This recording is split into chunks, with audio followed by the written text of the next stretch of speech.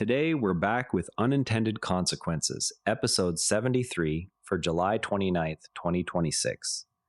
This is a show about what happens when smart, well meaning people try to fix something and the world fixes back. Open plan offices promised collaboration, but a Harvard study found face to face interaction fell roughly 70% once the walls came down.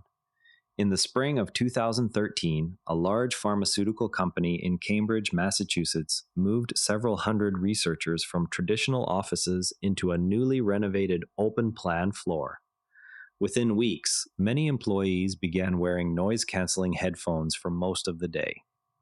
That choice became a visible signal that the space designed for easy conversation had instead become a place where people worked to avoid being overheard. The company had removed every private wall in the name of faster teamwork. What it measured afterward was a sharp decline in the very conversations it had hoped to multiply.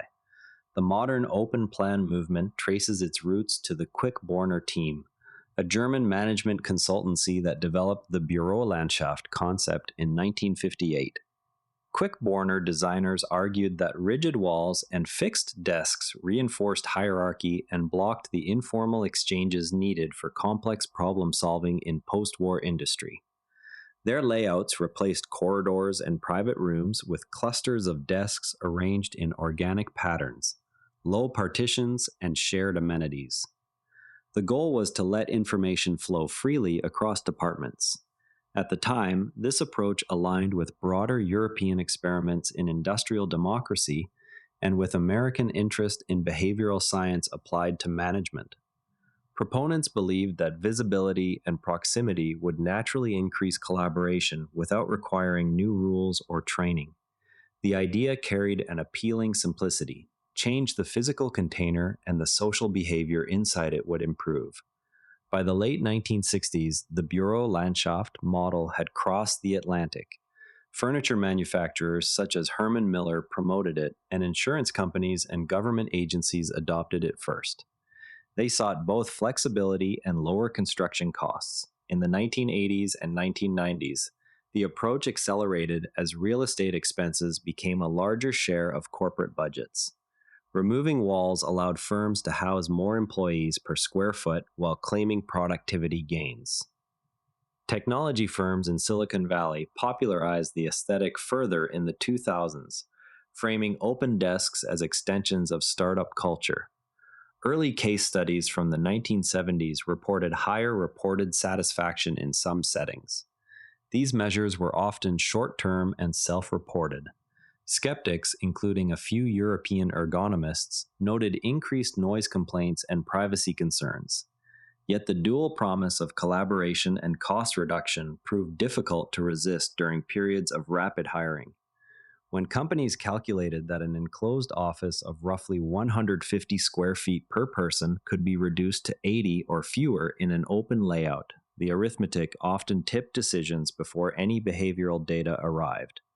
One might wonder whether those square footage figures already included circulation space or just the desk footprint itself, but the comparison still showed a clear halving of allocated area, and that reduction translated directly into lower lease payments each month. The clearest quantitative picture emerged in 2018 when Harvard Business School researchers Ethan Bernstein and Stephen Turbin equipped employees at two Fortune 500 companies with sociometric badges before and after an open plan renovation. Face-to-face interaction time dropped by approximately 70%. Electronic messaging and email volume rose to fill the gap. The mechanism was straightforward. Without acoustic separation, every conversation became audible to neighbors. Workers shifted sensitive or lengthy discussions to channels that would not disturb others. At the same time, constant visibility created a low-level sense of being observed. Earlier laboratory studies had linked that sensation to more guarded behavior. Employees responded by retreating behind headphones or by booking conference rooms for tasks that once happened at their desks. One could ask whether the drop simply reflected people moving their talks elsewhere in the building, yet the badges tracked actual speaking time and showed the reduction happened across the measured periods rather than being redistributed. Second-order effects followed. Teams that had previously resolved small questions through quick in-person exchanges now waited for replies in Slack or email. Decision cycles lengthened. Managers reported difficulty gauging workload or morale because visual cues were masked by uniform desk setups and personal audio barriers. Over several years, some organizations observed rising turnover among mid-level staff who cited the inability to concentrate as a primary reason for leaving. The original goal of spontaneous collaboration had not disappeared. It had been displaced into quieter, private moments that the new layout made harder to schedule. The cost savings did not simply outweigh these losses. The very density that reduced rent also amplified the interruptions that drove people to mute their surroundings. A feedback loop formed in which the budgeted benefit and the behavioral cost reinforced each other rather than canceling out. If someone wonders whether simply adding better acoustic panels could have broken that loop, the data from the study suggests the core issue was the absence of any separation at all, not merely the volume of background sound. Once the Harvard findings circulated, a number of companies began experimenting with hybrid layouts that reintroduced small phone rooms, focus booths, and bookable quiet zones. Some firms, including certain technology and consulting groups, reversed course entirely and returned select teams to enclosed offices after lease renewals. Post-pandemic remote work policies further complicated the picture. Organizations that had invested heavily in open floors found themselves justifying those costs against distributed teams. A few firms tried activity-based working models that assigned different zones for different tasks. These systems introduced new coordination overhead and required ongoing management attention. By the mid-2020s, the dominant pattern was no longer wholesale removal of walls, but a patchwork of shared and private spaces. The exact mix varied by industry and lease cycle. The cost-saving logic that once favored open plans remained. It was now tempered by measurable evidence that interaction quality could not be engineered through square footage alone. When a design change carries both a stated social benefit and a clear budgetary advantage, the two motives must be examined separately rather than assumed to reinforce each other. In the case of open-plan offices, the measurable reduction in real estate cost per employee created a persistent pressure that continued even after collaboration metrics turned negative. Organizations can protect against this alignment problem by establishing independent success measures that cannot be satisfied by cost reduction alone.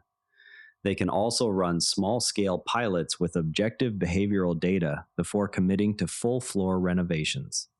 The deeper question for any system designer remains whether the environment being created will still support the intended behavior once people adapt to its actual constraints rather than its original description. And that's where today's story leaves us. If it changed how you see one everyday decision, that's the whole point. Pass it along to someone who'd appreciate it, and we'll be back tomorrow with another case. And if you'd rather watch than listen, find us on YouTube at NARA Network. Links in the show notes. Quick tip from the network. Try modern investing techniques next.